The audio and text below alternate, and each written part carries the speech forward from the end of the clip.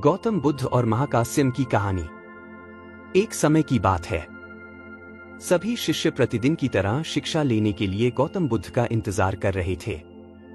वह सभी साथ में बैठे थे और बातें कर रहे थे, केवल एक शिष्य को छोड़कर, जिसका नाम था महाकास्यम।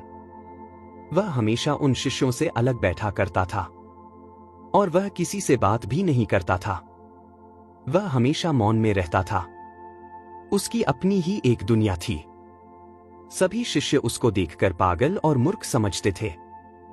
वे लोग अभी इतने काबिल नहीं बने थे कि उसके मौन को समझ पाए और उसके शांत मन को समझ नहीं पाते। बुद्ध अभी तक नहीं आए थे।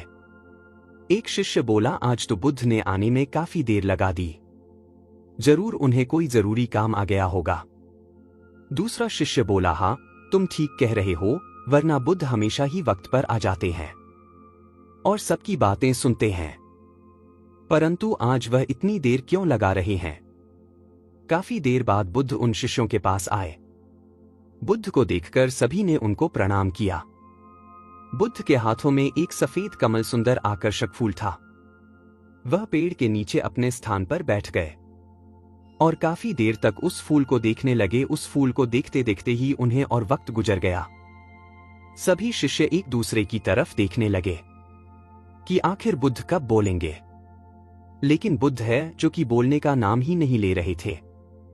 बहुत देर बाद बुद्ध ने प्रतिक्रिया दी, लेकिन वह प्रतिक्रिया उनके शब्द नहीं, उनके आंसू थे।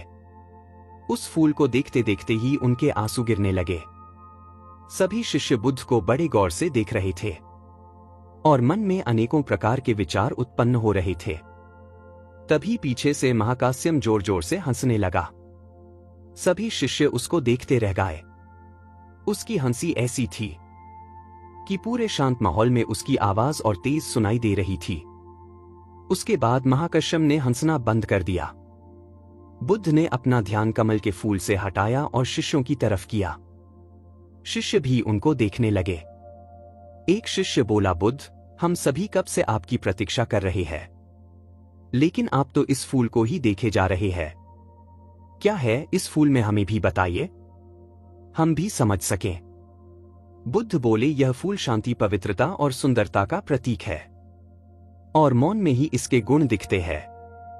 जब तुम लोग मौन का अर्थ समझ लोगे तब शब्दों की जरूरत नहीं होगी। शब्दों के माध्यम से जितना ज्ञान दिया जा सकता था वह मैं तुम लोगों को पहले ही दे चुका हूं, और जो ज्ञान शब्दों से भी परे होता है वह मैं मौन के द्वारा महाकास्यम को दे चुका हूं।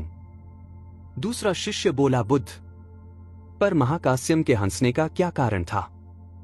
बुद्ध बोले, महाकास्यम को वह मौन समझ आ गया था जो तुम लोगों को नहीं आ रहा था, इसलिए वह तुम लोगों की नादानी पर वह हंसा। तुम लोग हमेशा इसी इंतजार में रहते हो कि बुद्ध हमको कुछ बोले और हमें ज्ञान प्राप्त हो, लेकिन सभी कुछ सुनने के बाद तो व्यक्ति की खुद की ही यात्रा शुरू होती है। इस तरह बुद्ध समझाते हैं। दो शिष्य एक साथ बोला, बुद्ध, हम तो कभी महाकास्यम के मौन को समझ ही नहीं पाए। हम तो उसे एक पागल समझते थे, लेकिन हमें क्या पता था कि हमसे अलग बैठने वाले महाकास्यम को ही असल में ज्ञान मिल चुका है। बुद्ध बोले, तुम लोगों की यह समस्या है कि तुम लोग हमेशा शब्दों में ही अटके रहते हो, लेकिन बहुत सारी चर्चा करने के बाद क्या शेष रहता है? यही शेष रहता है। मौन हो जाओ और साक्षी होकर अपने मन के भीतर यह देखना सीख जाओ कि क्या हो रहा है। बुद्ध की यह बात सुनते ही काफी देर तक सभी शिष्य मौन रहे। सूचनाएं हम तक शब्दों के माध्यम से पहुंचती है। कोई भी मनुष्य बिना सूचनाओं के नहीं रह सकता और यही सूचना विचार बन जाता है। हमारी भी यही समस्या है कि हमें अपने मन में कुछ ना कुछ विचार डालने ही होते हैं, लेकिन इन अत्यधिक विचारों से हमें कुछ प्राप्त नहीं होता, क्योंकि विचार सहायक तो होते हैं, लेकिन हमारा उनमें अटक जाना हमें आगे बढ़ने से रोक देता है।